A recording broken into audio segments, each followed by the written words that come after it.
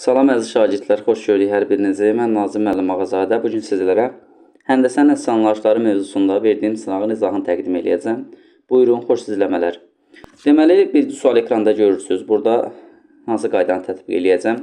Əgər iki dənə paralel düz xətti, üçüncü düz xətt kəsərsə, burada bucaqlar yaranır. Məsələn, alfa və beta. Bu bucaqlar daxili bir tərəfli bucaqlardır və bunların cəmi 180 dərəcə olur. Bərabərdir 180-ə. İndi bu qaydanı tətbiq edəcəm.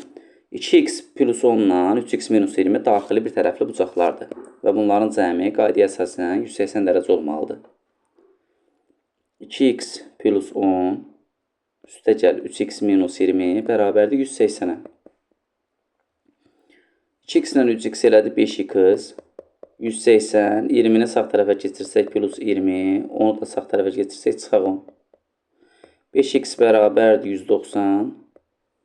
X də bərabərdir 190-ı 5-ə böləndə düşəcək 38. Sualın doğru cavabı olacaq 38C variantı. Keçək digər suala. 2 nömrəli sual. Burada diqqət etsəz, D1-i paralel, D1 ilə D2 bir-birinə paraleldir. Paralel sürüşdürüb D2-nin üzərinə qoysaq, yəni D2-nin üzərinə sürüşdürsək, bu 3x minus 20 ilə 70 üst-üstə düşəcək. Yəni onlar bir-birinə bərabər olacaq da, uyğun tərəfləri bərabər olan bucaqlardır. Uyğun tərəfləri bərabər. Yəni 70 dərəcə ilə 3x minus 20 bir-birinə bərabərdir. Və yaxud da belə də yaza bilərdiniz. 70 dərəcənin qonşusu neçə dərəcə eləyir? 110 dərəcə. İndi 110 dərəcə ilə də 3x minus 20-nin cəmi 180 eləyə bilərdiniz. Daxili bir tərəfli olduğuna görə. Yəni 70-in qonşusu 110-dur da, qonşu bucaqların cəmi 180-dir.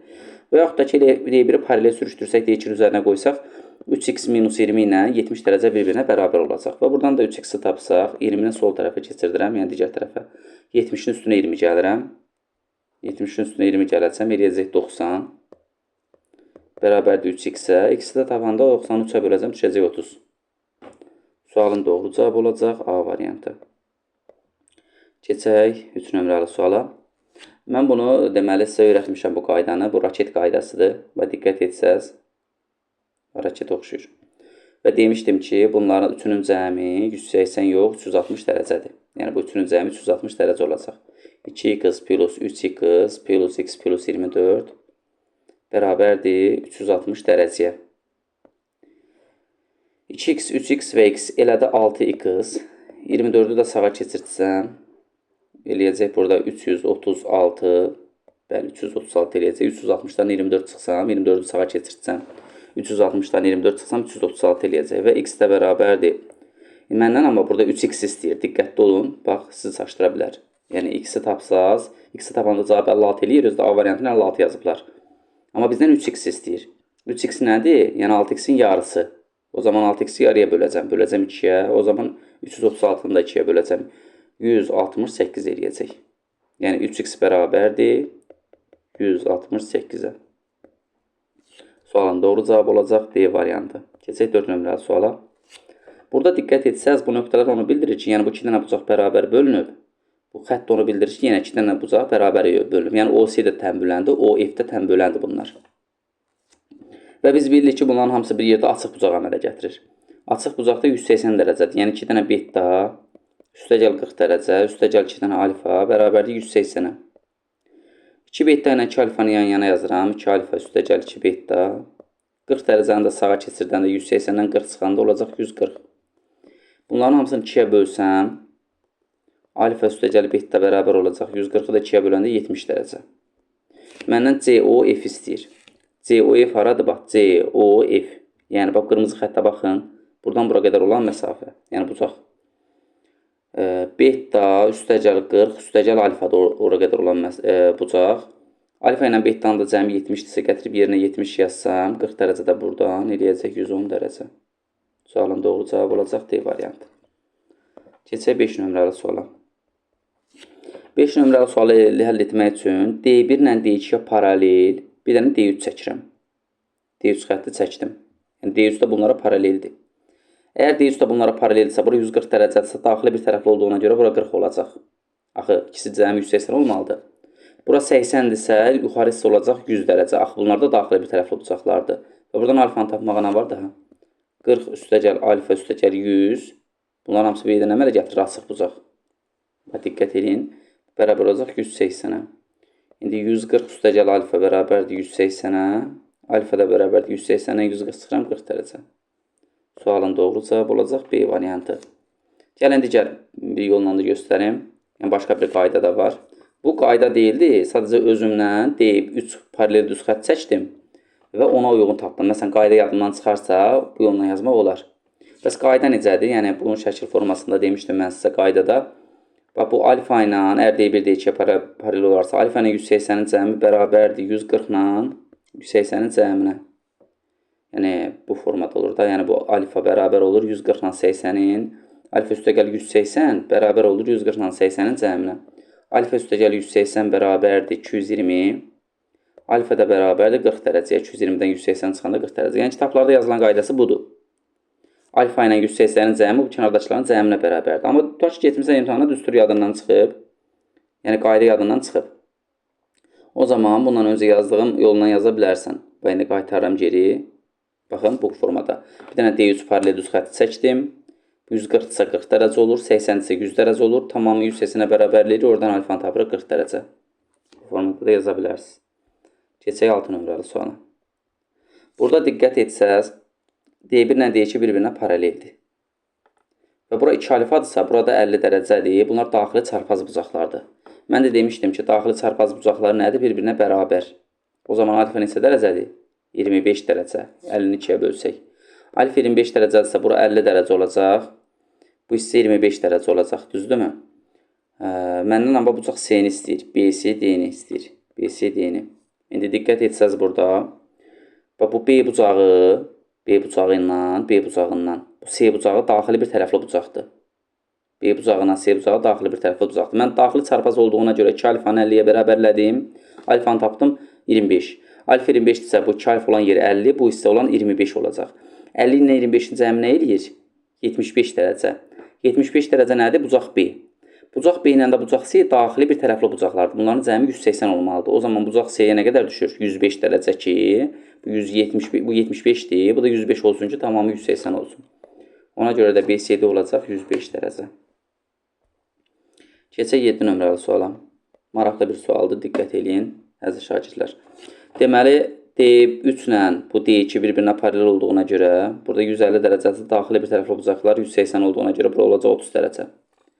30 dərəcə olacaqsa bu 30-dur, bir də bu 2x ilə x-in cəmi bərabər olacaq 180-ə. 2x üstəgəl x üstəgəl 30 bərabərdir 180. 3x bərabərdir 30-u sağa keçirtsəm 180-ə 30 çıxanda 150.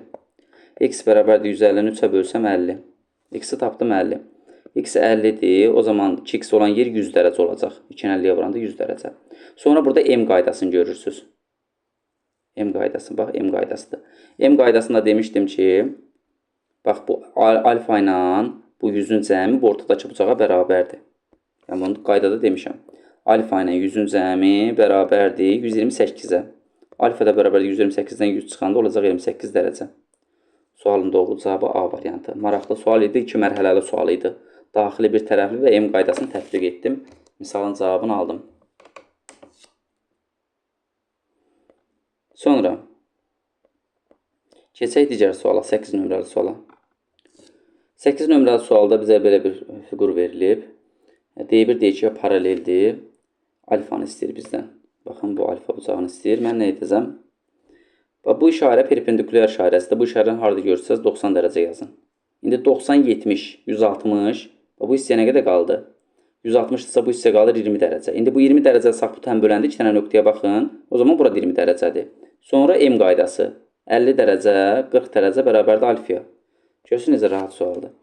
50 üstəgəl 20 üstəgəl 20 bərabərdir alfaya. 90 dərəcə bərabərdir alfaya. Yəni alfa 90 dərəcədir. Yəni baxanda şəkli biraz qorxunc görsənə bilər. Amma rahat bir sualdır. Yəni yolun biləndən sonra rahatlıqla yaza bilərsiniz. Şərtdə də hər birini verib. Yəni burada tənbel olan olduğunu da deyir. Baxın, CDF bərabərdir FDK-ya. 50 dərəcə, 70 dərəcə hər birini verib. Bu 90 dərəcə olduğunu siz bilməlisiniz. Onsuz da bunun işi burada da deyir. Baxın, EF perpendikulyardır FD-yə. EF perpendikulyardır FD-yə. Baxın, öz deyir burada. Perpendikulyar olduğunu onu da deyir. 90 ise 70 ise bu qaldı 20 dərəcə, 20 ise burada 20'dir. 20 ilə 20, 20, 40, 50 ilə cəmi 90. Alfa olacaq 90 dərəcə. Keçək 9 nömrəli suala. Deməli 9 nömrəli sualda nə edəcəyik?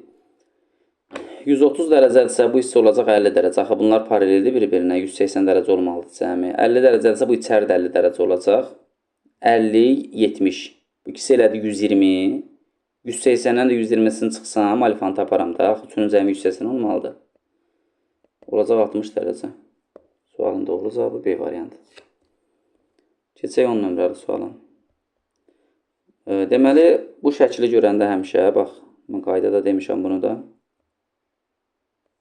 Bax, belə olanda bu şəkil görəndə, həmişə bu formada fiqur görəndə, bu 50 ilə 40-ın cəmi. Əslində, bunu mən ispat edə bilərəm. Niyə elə olur? Sadəcə, siz qayda olaraq yadda saxlayın da.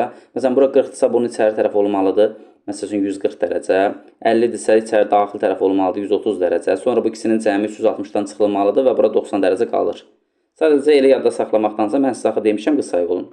Elə 50 ilə 40 görəndə birbaşa bu hissəyə yaza bilirsiniz 90 dərəcə. Məndən də bax bu hissəni istəyir, çöl tərəfi. Axı bunun tamamı 360 dərəcədir.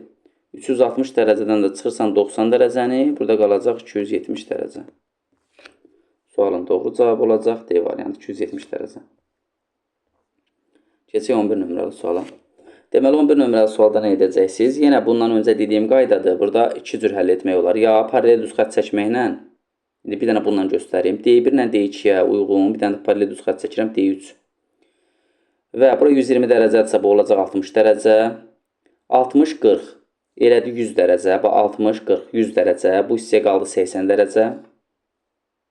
Bu 80 dərəcədirsə, alfa ilə 80 daxili bir tərəfli olduğuna görə alfada avtomatik 100 dərəcə olmalıdır ki, onların tamamı 180 olsun. Çünki daxili bir tərəfli bucaqların cəmi 180 dərəcədir. Cavab D variantıdır.